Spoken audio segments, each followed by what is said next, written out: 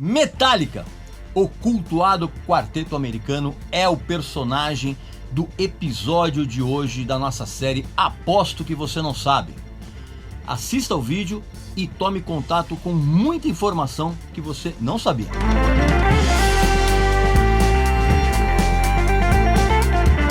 Meu amigo e minha amiga, o assunto de hoje da nossa série Aposto que Você Não Sabe é o cultuado quarteto americano Metallica.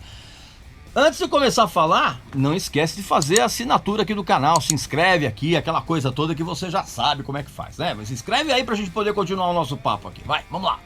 Beleza, agora que você já assinou aqui o canal, já se inscreveu, eu digo a você que o Metallica tem uma trajetória muito interessante e recheada de fatos que muito pouca gente conhece. O primeiro deles é que a banda quase não existiu, porque o personagem principal do surgimento do Metallica é o batera dinamarquês Lars Ulrich. Essa que é a pronúncia, né? É Lars Ulrich, nada desse tipo de coisa. Então, na verdade, o Lars, o que ele queria mesmo no início era ser tenista profissional. Pois é, e quase que isso aconteceu. Na verdade, ele era um adolescente que já se ligava em tênis, aquela coisa. Ele fazia aulas, inclusive, em escolas bem profissionais. O cara já estava talhado para ser um profissional do tênis.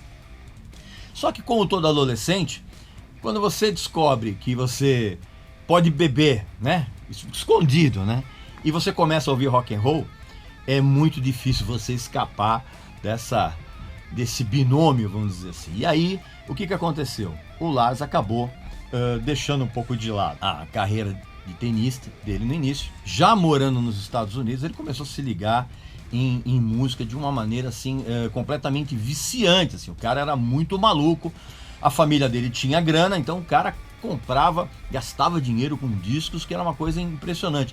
E ele sempre tinha um apreço tão grande pela música, cara, que ele se correspondia com bandas. Era um negócio impressionante, muito viciante. Só que, se o Lars tivesse seguido a carreira de tenista profissional, é muito provável que o Metallica jamais existiria. Um outro fato que pouca gente sabe é que também o Metallica talvez não existisse mesmo depois que o Lars começou a tocar bateria.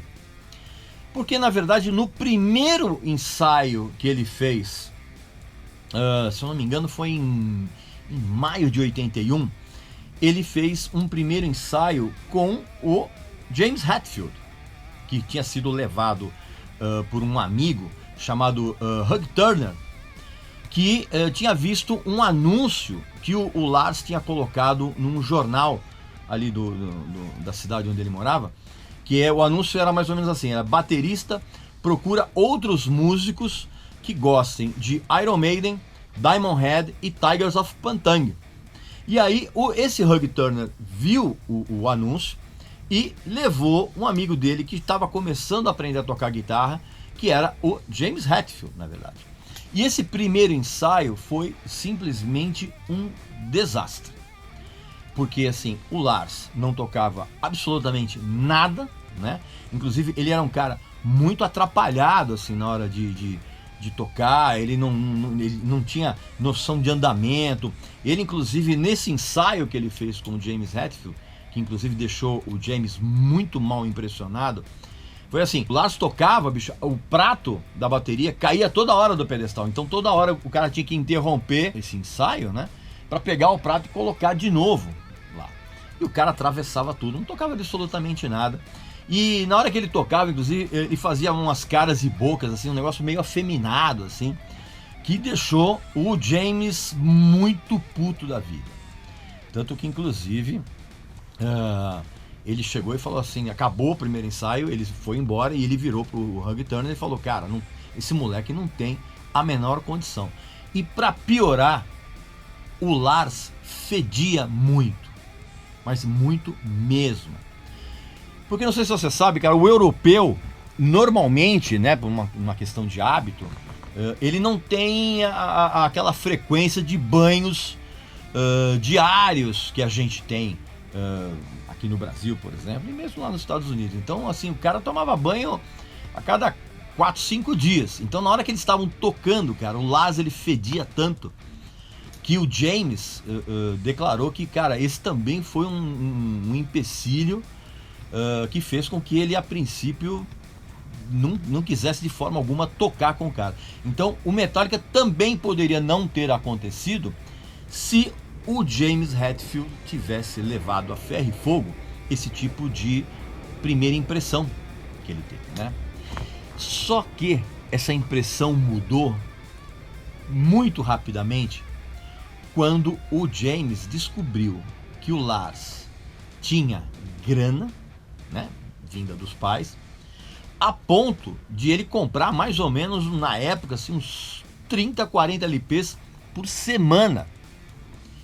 E aí o James, que já era um moleque meio troglodita naqueles tempos, ele pensou bem, ele falou, pô, mas esse cara tem muito dinheiro, bicho, de repente eu vou grudar nele, vou tentar fazer alguma coisa para ver se de repente eu consigo também faturar uma graninha de uma maneira indireta.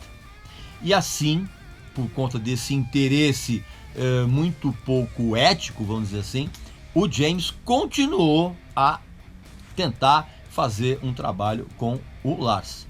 Ah, e tem um detalhe também muito interessante. Esse amigo do James, o Hugh Turner, na verdade, ele é o verdadeiro compositor de uma das primeiras músicas do Metallica, a Hit the Lights. Isso você não sabia, né? E se você pensa que o Lars também não ficou muito mal impressionado com o James Hetfield, saiba que sim. Na verdade, o James, naquela época, ele cantava com uma voz muito aguda, porque ele tentava meio que imitar o Rob Halford, do Judas Priest. E isso é uma coisa também que incomodou muito o Lars, né? Ele falou, meu, esse cara tá gritando esses agudos aí que não tem absolutamente nada a ver. Então, na verdade, eles acabaram continuando por um interesse mútuo e diferente, né? O Lars porque ele não tinha com quem tocar, e o James estava muito interessado na coleção de discos do Lars e de uma possível grana que ele pudesse conseguir. E na verdade eles começaram então a tocar juntos, a tentar engrenar alguma coisa. E aí, evidentemente que com o passar do tempo, eles conseguiram chegar num ponto em que deu para fazer uma música, que era na verdade Hit the Lights, que foi, na verdade, era uma composição do Hugh Turner, que inclusive não foi creditado a isso.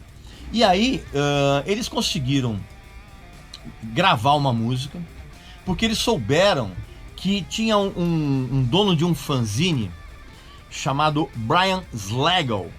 Ele tinha o sonho, vamos dizer assim, de montar um selo, de montar uma gravadora. E ele resolveu pegar os sons de algumas bandas e gravar uma coletânea de bandas novas de som pesado, de heavy metal, né? Que viria a ser o Metal Massacre, que é essa coletânea aqui, ó. Metal Massacre, tá? Só que o que acontece? O Lars entrou em contato e ele prometeu que ia mandar uma música para entrar na coletânea. E na verdade não mandou. Tanto é que a Hit the Lights, que era essa música que eu já disse a você que foi composta pelo Hugh Turner, porque ele era na verdade uma canção que ele tocava junto com o James numa banda chamada Leather Charm, né? Que eles tinham uma banda de moleque, né? Então, na verdade, essa música, ela só foi incluída nessa coletânea aqui, e ela é a última música da relação, não é por acaso, porque essa música foi incluída quando a coletânea já estava quase pronta para ser masterizada, ou seja, o pessoal já tinha mandado as músicas, eles já tinham meio que mixado e já estava pronto para masterizar. Então, aos 49 do segundo tempo, vamos dizer assim, o Lars foi lá pro estúdio e levou uma fita gravada num daqueles gravadores Fostex de 4 canais, que era muito comum na época, no começo dos anos 80. Levou a fita lá e essa fita ela teve que ser depois passada para uma fita de rolo. E esse processo, na verdade, o estúdio cobrava $50, que o Lars não tinha. Quem na verdade acabou emprestando essa grana pro Lars para ele poder pagar o Brian Slagel foi o técnico de som do estúdio, que era um cara chamado John Cornarens, que na verdade era o técnico e também sócio do Slagel nessa empreitada de montar um selo que viria a ser a gravadora Metal Blade, né? Que era muito famosa nos anos 80. Então, essa fitinha, que na verdade era apenas o Lars, o James, e tinha um solo de guitarra nessa música, que é o que você ouve aqui nessa coletânea Metal Massacre, que era do Lloyd Grant, que era o professor de guitarra do James Hetfield. Então, aqui está a versão original, vamos dizer assim, dessa música que, na verdade, como eu havia dito, foi composta pelo Hugh Turner e tocada naquela banda que ele tinha junto com o James Hetfield. Ah, e um detalhe, o Lars nunca devolveu os $50 para o sócio do Brian Slagel, né, para o John Cornarens, né? Essa dívida ficou eterna. Um outro fato que pouca gente conhece desse período inicial do Metallica é quando o Dave Mustaine entrou no grupo, a intenção inicial era fazer com que o James Hetfield, que não era um guitarrista muito bom, vamos dizer assim, comparado com o Dave Mustaine, ele ficasse só como vocalista. E eles até tentaram fazer isso durante um show. Teve um show, inclusive, em particular, que eles abriram pro Saxon, no Whiskey a Go Go, que era um bar muito famoso de Los Angeles. E o James Hetfield subiu no palco como vocalista, vestindo uma daquelas calças de onça, sabe aquelas calças de oncinha, negócio que já era ridículo naquela época, você imagina agora. E aí ele se sentiu tão constrangido de só ter a guitarra, que ele chegou pros caras e falou assim, desculpa, mas eu vou voltar a tocar guitarra, eu vou fazer guitarra base aqui, sem problema nenhum, não sei o que, e acabou se esmerando em estudar o instrumento para que ele pudesse fazer essa guitarra base com uma eficiência maior. Mas, a princípio, quando o Mustaine entrou, o James ia ficar só como vocalista. Você já imaginou se isso tivesse acontecido? Claro que todo mundo que acompanha a história do Metallica com um olhar um pouco mais atento sabe que o Dave Mustaine foi expulso da banda, né? Porque ele era um pé no saco, o cara arrumava muita confusão, o cara bebia muito e virava o demônio. O que pouca gente sabe é que muitas vezes o Dave Mustaine e o Lars e o James brigavam com troca de socos. E isso não aconteceu uma única vez. Aconteceram várias ocasiões em que houve essa troca de socos. E assim, pelo menos umas 3, 4 vezes o Dave Mustaine foi expulso da banda. Mas ele voltava na semana seguinte meio choramingando, pedindo desculpas, não sei o que, bababá, para voltar à banda. E os caras aceitavam, porque não tinha uma outra pessoa em mente para substituir. Então isso na verdade aconteceu pelo menos umas 4, 5 vezes. E o Dave Mustaine também era um pé no saco para os outros integrantes do Metallica, porque ele na verdade ele queria ser o líder.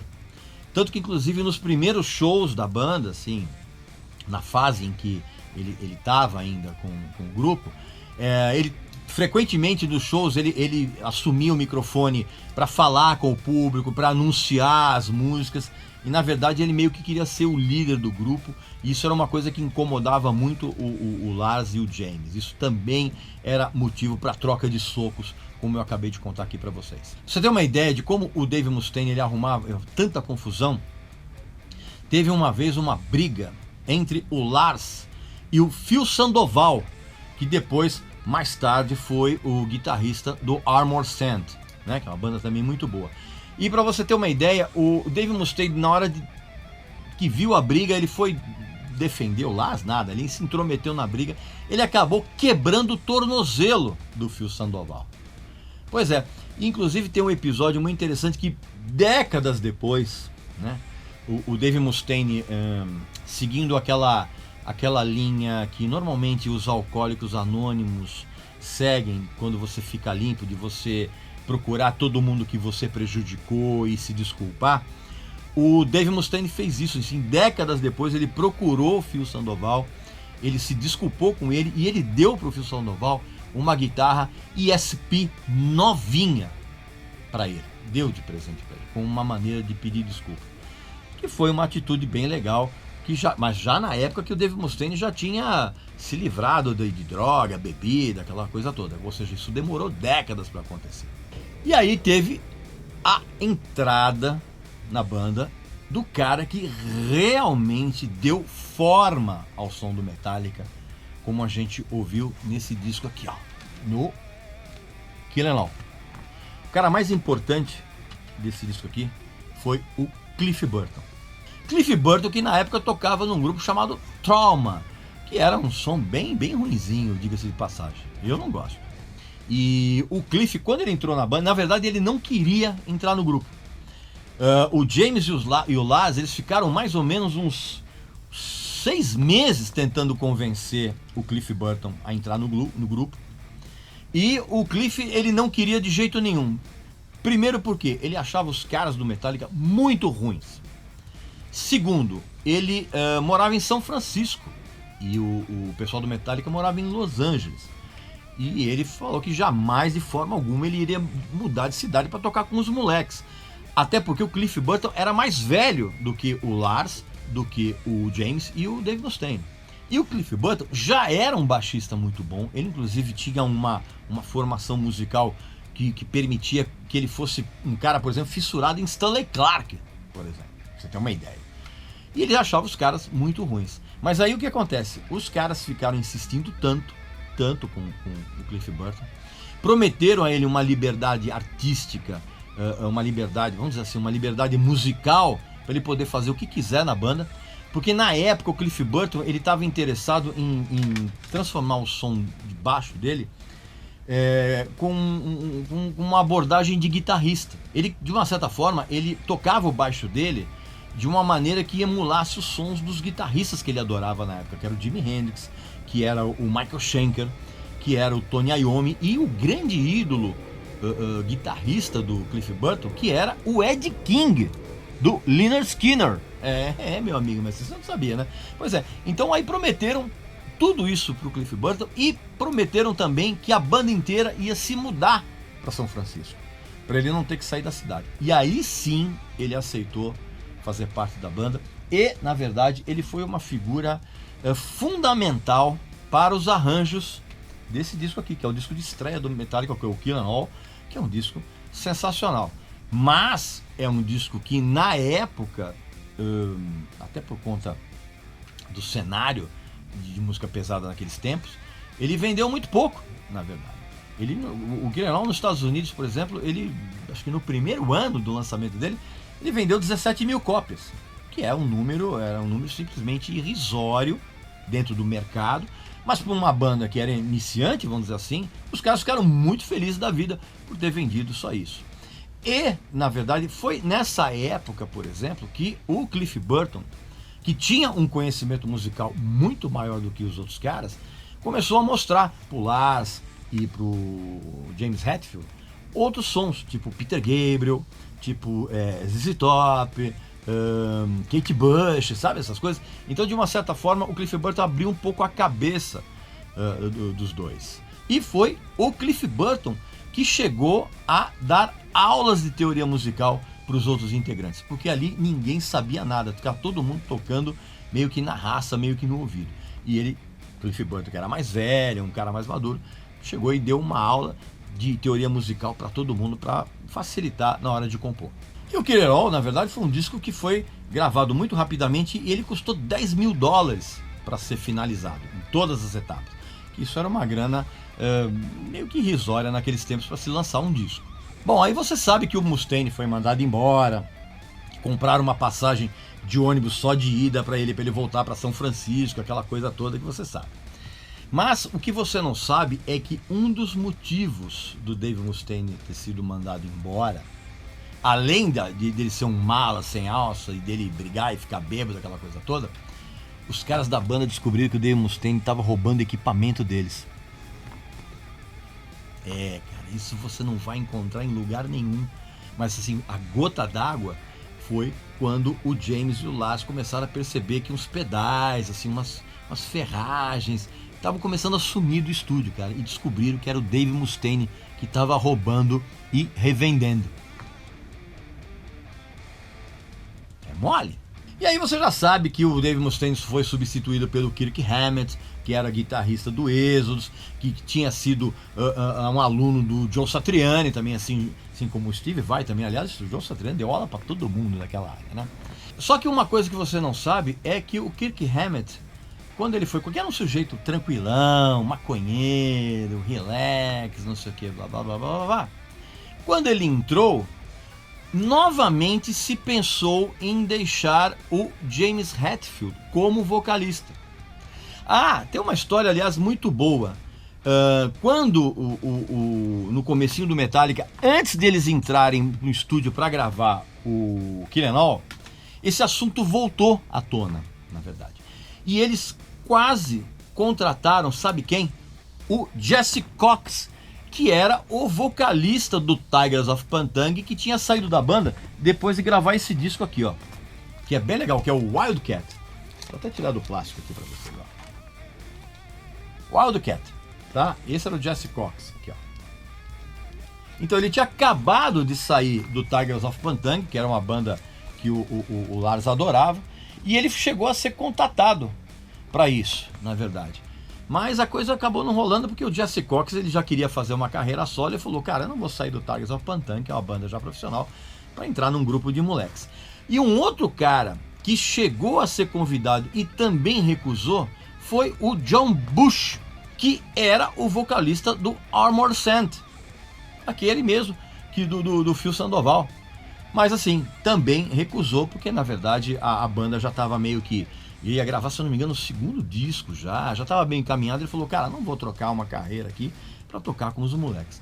Então, quando o Kirk Hammett entrou, voltou esse papo do James ser apenas o vocalista, que já tinha tido esses convites antecedentes ao Kill 'Em All. Mas aí, na verdade, chegou-se à conclusão de que não valeria a pena entrar de novo para fazer teste, aquela coisa. Então, o James ficou realmente como guitarrista e vocalista do Metallica. Ah, e já que eu falei do Tigers of Pantang, eu recomendo não só esse disco aqui que eu acabei de mostrar para vocês agora, que é o Wildcat. A voz do Jesse Cox é muito esquisita. Eu também recomendo o Spellbound, que é um disco maravilhoso que tinha como guitarrista o John Sykes, que depois foi pro Whitesnake, Blue Man, essa coisa. Mas isso é um outro assunto de um outro vídeo aqui que eu vou fazer aqui para vocês. Uma coisa que pouca gente sabe, quer dizer, na verdade as pessoas percebem e perceberam isso ao longo dos anos, mas o Lars sempre foi o ponto fraco da banda, desde o início. Porque ele é um batera que ele não tinha técnica nenhuma, ele nunca tinha estudado, e ele ao vivo, cara, ele errava muito, cara, nas viradas, ele atravessava, ele oscilava andamento, era uma coisa impressionante. Tanto que, inclusive, depois que o Metallica lançou esse disco aqui, que é realmente sensacional, que é o Ride the Lightning, né?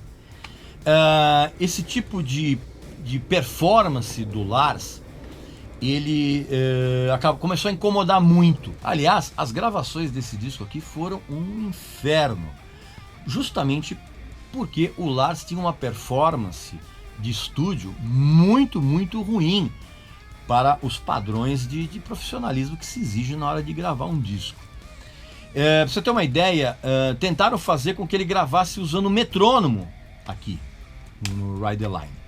E não deu certo, cara, porque ele atravessava muito, era um negócio impressionante. Então o clima nas gravações foi realmente infernal, assim.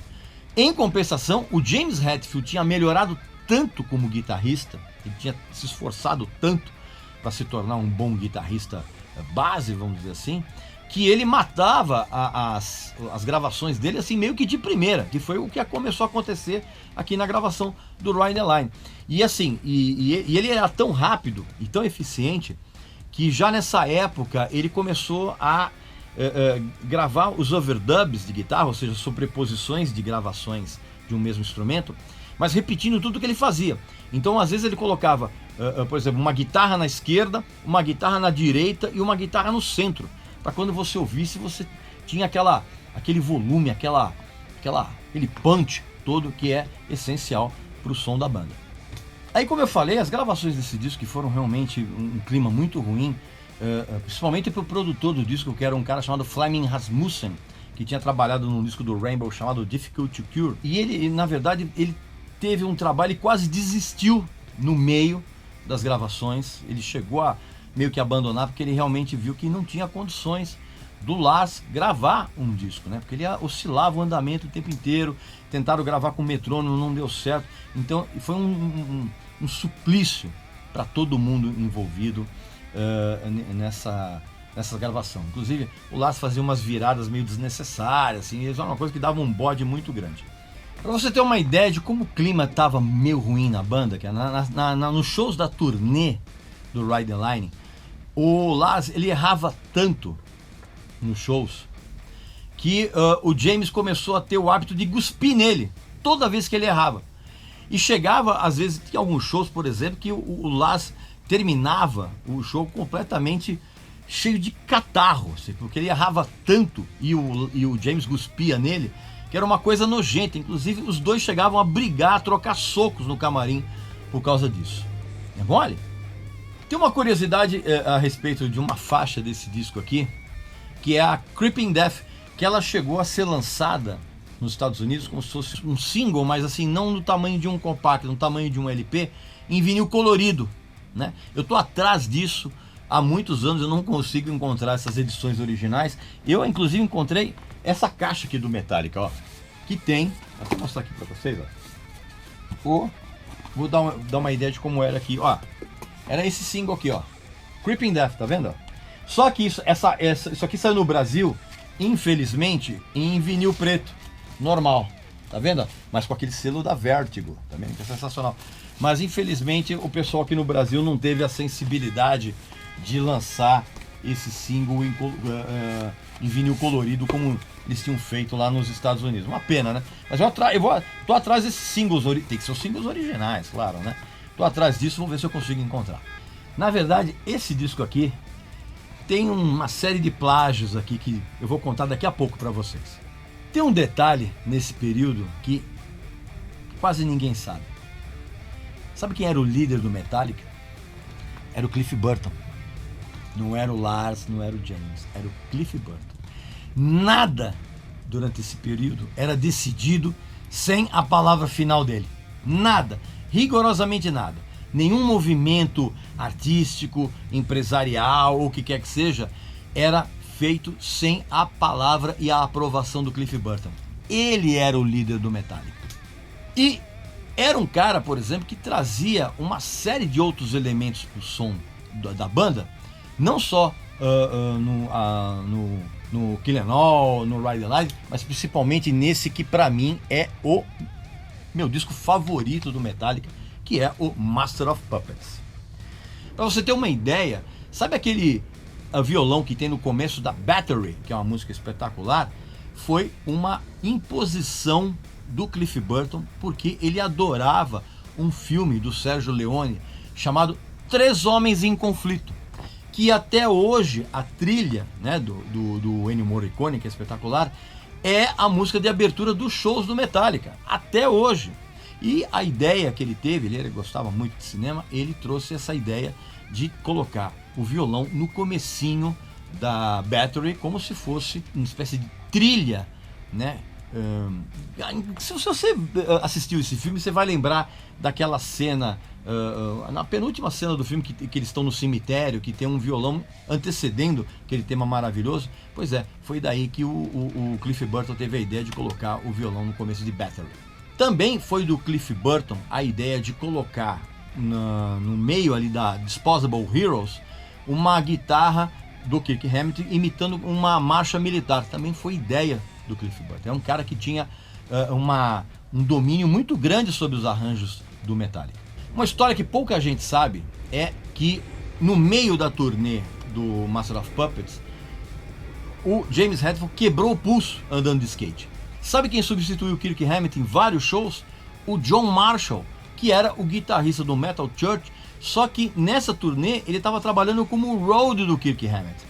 Aliás, desde essa época era um negócio muito comum, assim, músicos relativamente conhecidos trabalharem como roadies de bandas que já estavam num patamar um pouco mais alto, que foi o caso do John Marshall, que assumiu em alguns shows a guitarra do James Hetfield, e ele era o road do Kirk Hammett. É óbvio que você sabe da história que o Cliff Burton morreu naquele famigerado acidente de ônibus na Suécia em 1986, né? O que talvez você não saiba, cara, é que o ônibus em que eles viajavam era péssimo. Na verdade, era um ônibus adaptado para ser um tour bus, só que de uma maneira muito tosca, assim. Eles tinham uns beliches de madeira compensada no fundo do ônibus. Era um negócio, uma gambiarra muito da mal feita. E talvez você não saiba, mas quem era para ter morrido nesse acidente era o Kirk Hammett e não o Cliff Burton. Meu amigo e minha amiga, antes de eu continuar com essa história maravilhosa, esses fatos que você não sabe a respeito do Metallica, presta atenção nessa mensagem que é importantíssima para você que é pai, mãe e está muito preocupado com o planeta que seus filhos vão herdar, cheio de lixo plástico. Presta atenção. Parece incrível, mas em pleno século XXI ainda temos que conscientizar as pessoas a respeito da maneira completamente errada que o plástico está sendo descartado na natureza justamente por essas mesmas pessoas. E não me venha com esse papo de que você respeita coleta seletiva, porque ninguém faz isso. Eu aposto que você na sua casa não segue nada desse tipo de procedimento. Vai enganar outra pessoa. É por essas e outras que a ONG Ambientalizando tem o meu total apoio e deve ter o seu também. Assim, na noite em que aconteceu o acidente, um pouquinho antes deles irem dormir, tinha um dos beliches que era um pouco mais confortável do que o outro. E o Cliff Burton e o Kirk Hammett, eles apostaram para ver quem ia ficar com o beliche que era mais confortável. Então eles jogaram cartas, né? E assim, quem tirasse a carta mais alta ganhava o beliche. E o Cliff Burton ganhou com é ironia, né, com o Motorhead, ele ganhou com as de espadas. Ele ganhou a aposta, né, do beliche com um Ace of Spades. É mole? Então o Kirk Hammett era para estar no beliche em que o Cliff Burton morreu. E aliás foi uma coisa absurda, assim, pouca gente sabe disso. Quando o ônibus derrapou, e derrapou nada, né, porque provavelmente o motorista dormiu no volante. Quando ele tombou, metade do corpo do Cliff Burton ficou para fora do ônibus e a metade para dentro. E aí o que aconteceu, cara? Na hora que o ônibus tombou, ficou exatamente isso. Metade do corpo do Cliff Burton dentro do ônibus e a metade de baixo para fora. Para piorar essa situação, quando chegou o guincho para levantar o ônibus, quando eles começaram a levantar o ônibus, o gancho se soltou, cara, e o ônibus caiu de novo em cima do corpo do Cliff Burton. Não deu para ele ser retirado. Quer dizer, se ele tivesse sobrevivido ao primeiro tombamento do ônibus, no segundo ele já era. E era uma coisa maluca, porque na verdade era um ônibus inglês, ou seja, com o volante do lado direito, né? Trafegando por uma estrada normal pra gente, como se o ideal fosse no lado esquerdo. Quer dizer, tava tudo errado. E um detalhe que talvez você não saiba. Dave Mustaine, quando soube da notícia da morte do Cliff Burton, ele chorou tanto, ele ficou tão deprimido, que ele acabou compondo uma música muito triste, né, em homenagem ao Cliff Burton, chamada In My Darkest Hour, que ele acabou incluindo no repertório do Megadeth, da banda dele. Muita gente conta uma história dizendo que o Lars teve uma época que ele ia ser demitido e que ia ser contratado um outro baterista no lugar dele. E essa história é verdade. Para você ter uma ideia, o Metallica estava excursionando pela Europa quando aconteceu esse acidente do ônibus do Cliff Burton. E o Cliff Burton e o James já tinham decidido que quando eles voltassem para os Estados Unidos, o Lars ia ser mandado embora da banda. E ele seria substituído pelo Dave Lombardo, que na época estava fora do Slayer, ele tinha saído do Slayer porque ele alegava que ele não ganhava dinheiro, ele já estava desconfiado que ele estava sendo roubado pelo Kerry King, já desde aquela época. E o Dave Lombardo tinha acabado de sair do Slayer, estava combinado entre o Cliff Burton e o James Hetfield que o Lars ia ser mandado embora assim que eles voltassem para os Estados Unidos e eles iriam contratar o Dave Lombardo. Com a morte do Cliff Burton e todo aquele sofrimento, o James Hetfield e o Lars se aproximaram novamente, porque eles estavam com uma amizade muito abalada nessa época, por conta de uma série de problemas, né? Que problema de performance em show e briga com troca de socos. E eles acabaram se aproximando e o James Hetfield meio que deixou de lado essa história para não causar mais sofrimento ainda do que eles já tinham tido com a morte do Cliff Burton, na verdade. Mas na verdade essa é realmente uma história verdadeira. O Dave Lombardo ia ser contratado para entrar no Metallica. Como é que será que teria ficado o som da banda com o Dave Lombardo, né? Não dá para saber, né? E aí, evidentemente, foram fazer os testes para substituir o Cliff Burton, né? Eles decidiram que a banda ia continuar. E aí eles fizeram aquelas audições, não sei o que, blá blá blá. E aí chegou no final, quase no final do processo de audição, e 3 baixistas tinham sido selecionados para fazer um teste final. Quase ninguém sabe disso, mas sabe quem eram os 3 baixistas? Um era o Les Claypool, que depois montou o Primus. O outro era o Mike Dean, do Corrosion of Conformity. E o terceiro, cara, era o Tory Gregory, que depois, mais tarde, tocou no Prong. Um desses 3 seria o escolhido para ocupar a vaga do Cliff Burton. Até que o último candidato a ser testado foi o Jason Newsted, que era o baixista de um grupo chamado Flotsam and Jetsam. E ele era um fã tão grande do Metallica que ele simplesmente decorou todas as músicas do grupo. Quando ele foi fazer o teste, o James Hetfield chegou para ele e falou assim: ok, cara, você é o último aqui, a gente vai testar. O que você quer tocar? E o Jason Newsted respondeu o seguinte: cara, você pode escolher qualquer música do Metallica, porque eu conheço todas, do começo ao fim. E aí o Jason Newsted fez o teste e os caras da banda ficaram muito impressionados com ele, com a performance dele, da maneira como ele tocou. E chegou num momento que tanto o James Hetfield, quanto o Lars, quanto o Kirk Hammett, eles fizeram um teste final com os 4. Separadamente, eles levaram cada um deles para um bar e passaram a noite bebendo. Quando eles fizeram isso com o Jason, chegou num determinado momento da conversa que o James, o Lars e o Kirk foram pro banheiro do bar onde eles estavam, que era um bar que eles frequentavam, e os 3 estavam mijando um do lado do outro. E aí a conversa foi: pô, é esse cara, né? E aí os 3 concordaram, os 3 ao mesmo tempo, mijando, concordaram que o Jason era o cara ideal para entrar no lugar do Cliff Burton. Acredita, essa história é verdadeira, porque eu tenho uma fonte muito boa. Uma coisa que pouca gente sabe, ou quase ninguém sabe, teve um baixista que foi convidado logo de cara para assumir o posto. Sabe quem? Joey Vera, que era o baixista do Armored Saint. Impressionante como essa banda ela tá sempre presente na história do Metallica, né? Só que o Joey recusou.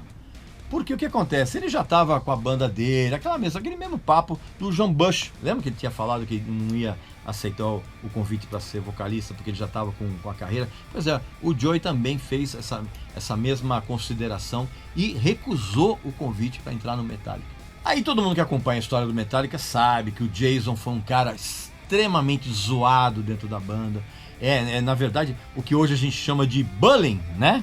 Já acontecia naquela época. Todo mundo tirava um sarro dele, sacaneava com o Jason o tempo inteiro.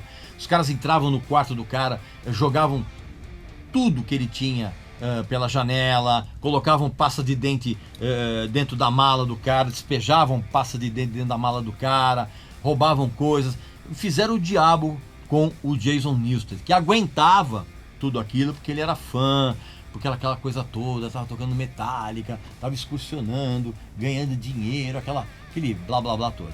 Só que o Jason quase foi mandado embora da banda antes dele entrar em estúdio para gravar o Injustice for All, que é esse disco aqui, ó, que eu vou falar a respeito dele daqui a pouquinho. O que aconteceu? Um pouquinho antes deles entrarem em estúdio para gravar esse disco, os caras fizeram uma turnê pelo Japão. O clima começou a azedar no Japão quando eles chegaram lá, eles foram fazer mais um ensaio, né, para o primeiro show. E no ensaio, o Jason Newsted virou pro Lars e falou assim: pô, Lars, você precisa ensaiar um pouco mais, cara. Você tá atravessando muito o andamento, você tá errando um monte de virada. Pô, por que você não faz um ensaio um pouco mais, como é que eu vou dizer, mais intenso para você vir aqui preparado para tocar com a gente? O Lars ficou louco da vida, porque ele fez essas observações em músicas que a banda já estava ensaiando para apresentar, para incluir no Injustice for All. O Lars ficou louco da vida. Pra você ter uma ideia, o Lars exigiu que o empresário da banda demitisse o Jason no meio da turnê. Falou: não, cara, não dá mais para tocar com esse cara, bicho, demite, vamos encontrar o outro cara, não sei o que, bababá. Aí o empresário falou assim: vocês estão malucos, nós estamos no meio da turnê japonesa, a gente não pode demitir o cara agora, porque o cara vai inclusive fazer os últimos shows triste, com uma tremenda má vontade.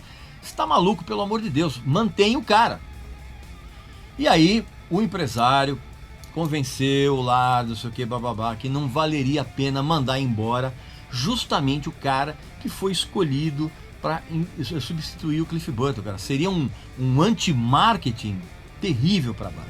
E o Lars acabou engolindo o Jason, né? Meio que a contragosto. E aí foram pro estúdio gravar o Injustice for All, que é esse disco aqui. Que é um disco bem legal, viu? Tem gente que mete o pau nesse disco, eu acho um disco muito legal. Pouca gente sabe que quando a banda foi pro estúdio gravar esse disco, o Lars, ele estava absolutamente fascinado pelo Guns N' Roses, pelo Appetite for Destruction. Tanto é verdade que ele quis fazer com que o Injustice for All fosse um disco que exalasse uma raiva muito grande nos arranjos, e ele chegou ao ponto de contratar o Mike Clink, que era um dos produtores, né, um dos produtores assistentes do Appetite for Destruction. Só que o que aconteceu, cara? Quando o Mike Clink começou a trabalhar com o Metallica no começo das gravações do Injustice for All, aí foi a vez do James ficar absolutamente puto, porque ele detestou o Mike Clink logo de cara. Logo de cara. E chegou num ponto, que, se eu não me engano, acho que umas 3 semanas depois que o disco começou a ser gravado, o James chegou e falou assim: cara, não dá. Eu não vou mais trabalhar com esse cara. Vocês continuam com ele e eu saio da banda. É eu ou ele.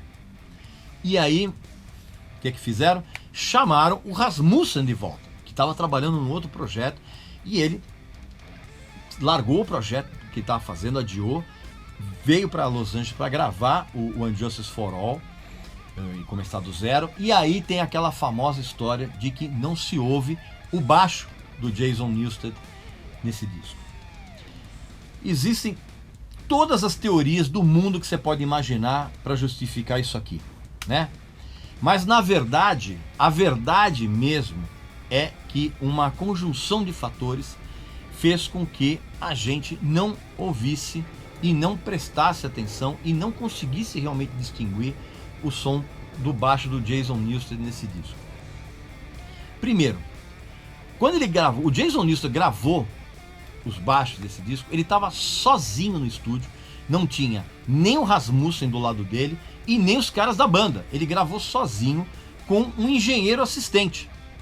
E ele tinha recebido a ordem do Lars e do James para fazer um som colado nas guitarras. Ou seja, ele de uma certa forma ele teria que reproduzir ou replicar no baixo a linha de guitarra que o James fazia na base. Para piorar ainda mais essa história, na mixagem, que foi acompanhada pelo Lars e pelo James, o volume do baixo foi completamente enterrado na mixagem. Então assim, e é uma coisa curiosa, pouca gente sabe disso. O Rasmussen, que era o produtor, o Flemming Rasmussen, já disse em algumas entrevistas, que obviamente ninguém leu, que foi ele que gravou o disco, ele falou que o disco, originalmente, ele tinha umas linhas de baixo muito boas, muito legais. Que ele, simplesmente, na hora que ele foi ouvir a versão final, ele ficou incrédulo também. Então, na verdade, a gente não ouve o baixo do Jason Newsted no disco, porque ele foi enterrado também na mixagem com a supervisão do Lars e do James, que eles queriam um disco mais seco e mais cortante. Tanto isso é verdade que uma das reclamações que eles fizeram quando eles gravaram aquele EP, o Garage Days Revisited, que inclusive foi incluído nessa série aqui, muito legal. Esse Garage Inc. aqui é muito legal porque traz o Revisited e o original de 84. Uma das reclamações que eles fizeram era que o som do baixo do Jason Newsted estava muito alto no Garage Days Revisited. Estava muito alto. O que eles fizeram? Eles literalmente cortaram o som do baixo do cara, enterraram na mixagem. Por isso, deu no que deu, na verdade, né? E foi um exemplo, e na verdade não foi nem o primeiro erro grave que eles cometeram na carreira, né? Basta lembrar daquele som horroroso de bateria que o Metallica gravou no St. Anger, né? Que parece umas latas de goiabada. E eu não vou falar aqui nesse vídeo a respeito do St. Anger, porque tudo já foi dito aqui, ó, nesse excelente documentário que é o Some Kind of Monster. Então, tudo que você precisa saber a respeito do St. Anger tá nesse DVD aqui. Então, eu não vou nem comentar aqui nesse vídeo, porque não é uma informação que você desconheça. Foi a partir dessa época que o consumo de cocaína e álcool do Lars e do James começou a ficar muito, muito alto. A ponto de que aquelas brigas que já aconteciam no passado com troca de socos, aquela coisa toda, começassem a se tornar mais frequentes e mais violentas. O James e o Lars brigavam o tempo inteiro. E aí veio o quê? Veio o Black Album, né? Que é isso aqui, ó. Famoso Black Album, né? Custou $1 milhão para ser feito, que é uma fortuna na época, né? E eu aposto com você, quando você quiser, que esse disco não teria surgido se o Cliff Burton tivesse vivo. De jeito nenhum.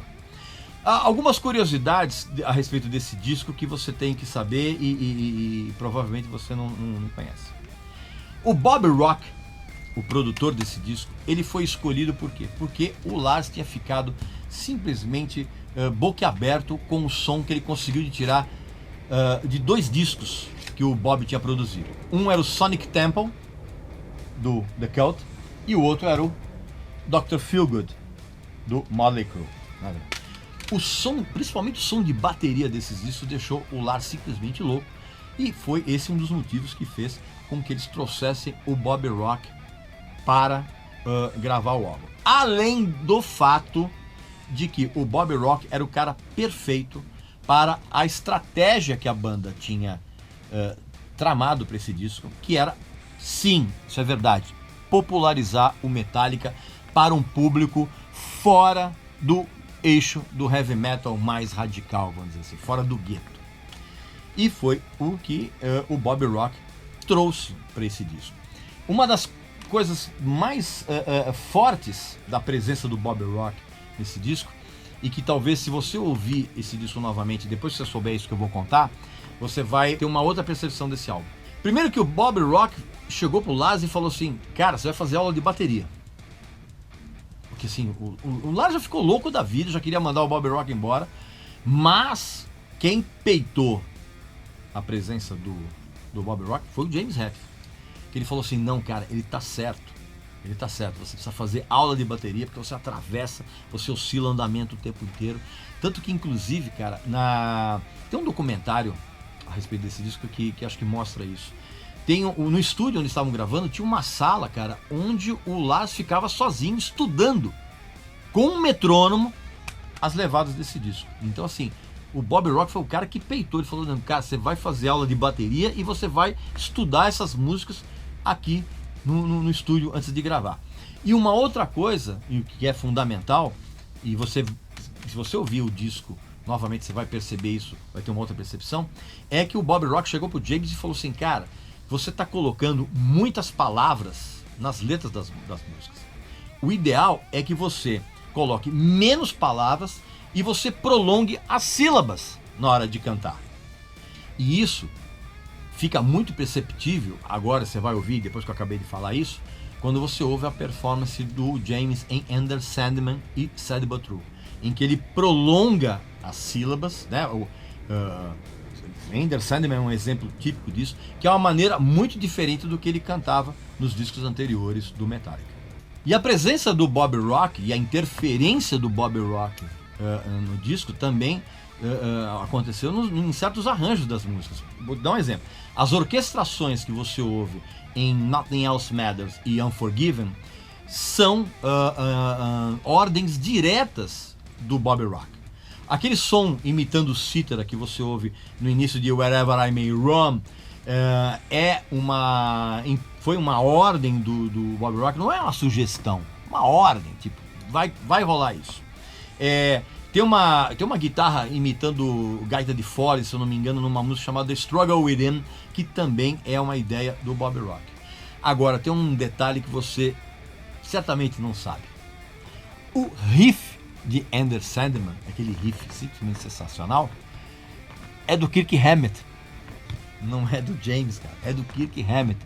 E o Kirk Hammett, ele estava ouvindo na época uma banda que muito pouca gente conhecia naqueles tempos, que era o Soundgarden.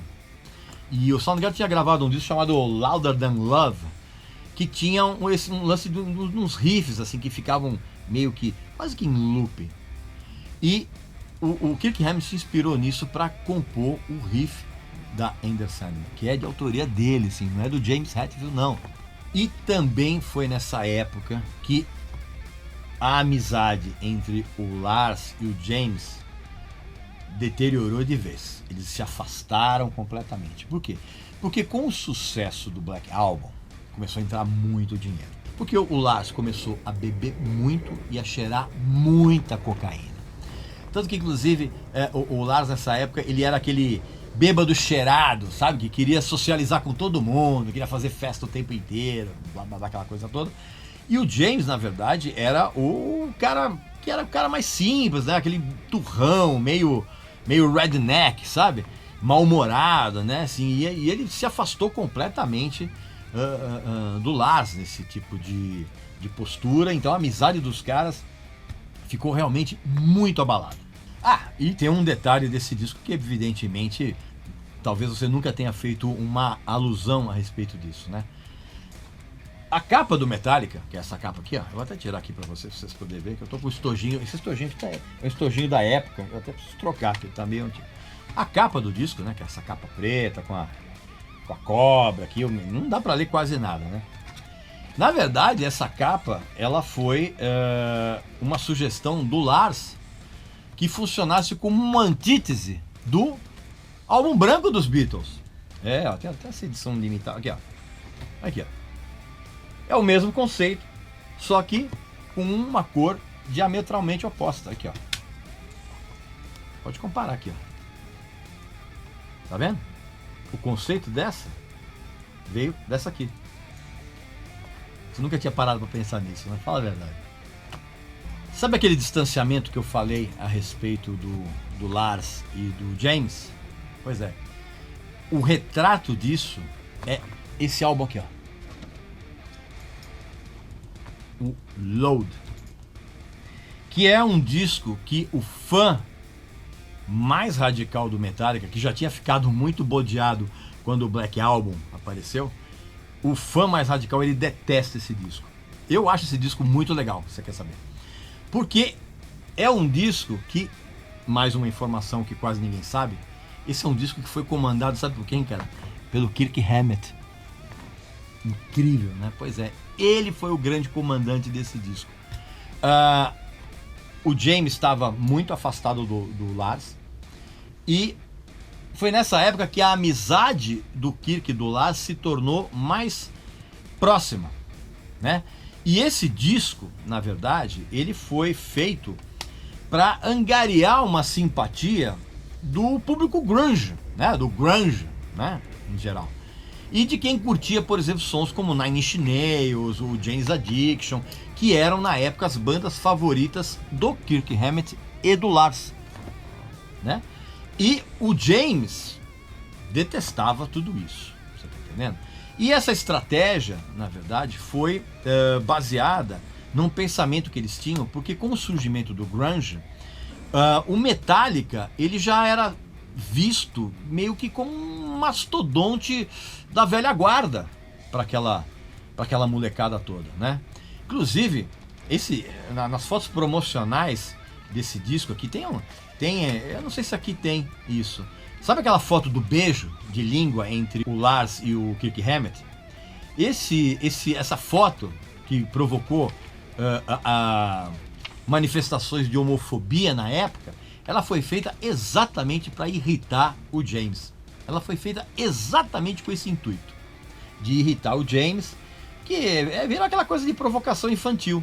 Então, tudo isso, na verdade, corroborou para uma mudança radical na impressão que a gente tinha da banda. Eu gosto muito desse disco. A capa, por exemplo, pouca gente sabe, é uma foto, é uma obra de um artista chamado André Serrano. E sabe o que é essa capa, cara? Isso aqui é o sêmen dele, né? O esperma dele, misturado com sangue de boi em lâminas de laboratório. Isso é a capa do disco, pra você ter uma ideia. E aí esse disco foi tão mal recebido que a grande maioria das pessoas pensa que o disco seguinte, que é o Reload, esse aqui, agora que eu vi que a caixinha está quebrada, vou trocar a caixinha. Mas muita gente pensa que o Reload foi um disco para, de uma certa forma, compensar no fã a péssima receptividade. Foi como se fosse um pedido de desculpas para o fã por causa do Load. E na verdade isso é uma grande cascata. O Reload, e todo mundo pensa isso na verdade, como um disco como se fosse um pedido de desculpas, por causa da faixa inicial do disco, que é aquela Fuel, que é uma canção sensacional, pesadíssima. Mas na verdade esse disco não tem nada com pedido de desculpas. A questão é que originalmente o Load seria um disco duplo. Seria o Load mais o repertório do Reload. Pois é, só que por conta de estratégias comerciais, os caras falaram, não, pelo amor de Deus, cara, o Guns N' Roses acabou de ter essa megalomania de lançar 2 discos duplos aí, 2 LPs duplos. Não, para com isso. Então o que eles resolveram fazer? Lançaram primeiro o Load e depois o Reload em discos separados. Mas o projeto inicial, a intenção inicial do Kirk Hammett e do Lars era lançar o Load como se fosse um disco duplo.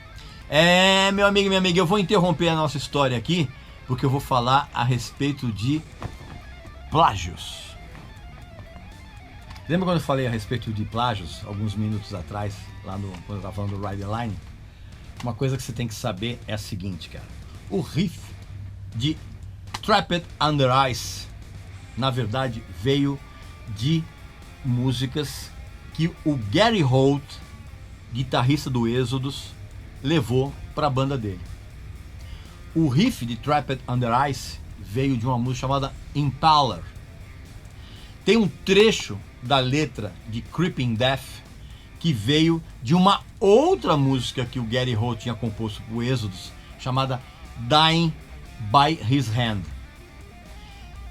Esse tipo de coisa fez com que o Gary Holt e o Kirk Hammett, que era o guitarrista do Exodus, eles brigassem feio por isso, mas feio mesmo, a ponto de trocarem socos. Eles ficaram décadas sem se falar. Parece que a coisa foi meio resolvida, assim, recentemente só, mas assim, o Gary Holt ficou louco da vida, porque ele via essas músicas sendo cantadas e tocadas em estádio, o cara não ganhou um centavo sequer a respeito disso. Fora que há uma música nesse disco aqui, no Master of Puppets, chamada Damage Inc., que a introdução dela é uma composição de Bach, chamada Come Sweet Dead. Eu vou colocar os links aqui embaixo para você comparar direitinho. Meu amigo e minha amiga, eu vou parar com esse vídeo aqui, cara, porque senão eu vou ficar mais ou menos umas 3 horas falando a respeito de Metallica. Então, o que acontece? Sim, vai ter um Aposto que Você Não Sabe, parte 2 do Metallica. Vou fazer nas próximas edições, porque senão, cara, esse vídeo aqui vai durar 3 horas de duração. Se eu chegar até os dias atuais, vai chegar 3 horas de duração. Pelo amor de Deus, isso aí você não vai aguentar. Então, fica ligado, porque vai ter um Aposto que Você Não Sabe, parte 2 do Metallica. Assim como eu vou fazer também uma parte 2 do Deep Purple, né? Que foi o primeiro que eu fiz aqui também. Vou fazer um Aposto que Você Não Sabe, parte 2 com o Deep Purple, tá? Então, Deep Purple e Metallica vão ser abordados em futuras edições aqui do Aposto que Você Não Sabe, tá beleza? Não esquece de fazer a assinatura aqui do canal, se inscrever, aquela coisa toda. E eu volto na semana que vem com mais alguns vídeos bem legais para você nas nossas séries e nos nossos encontros de quinta-feira, tá beleza? Então, um abração e até lá!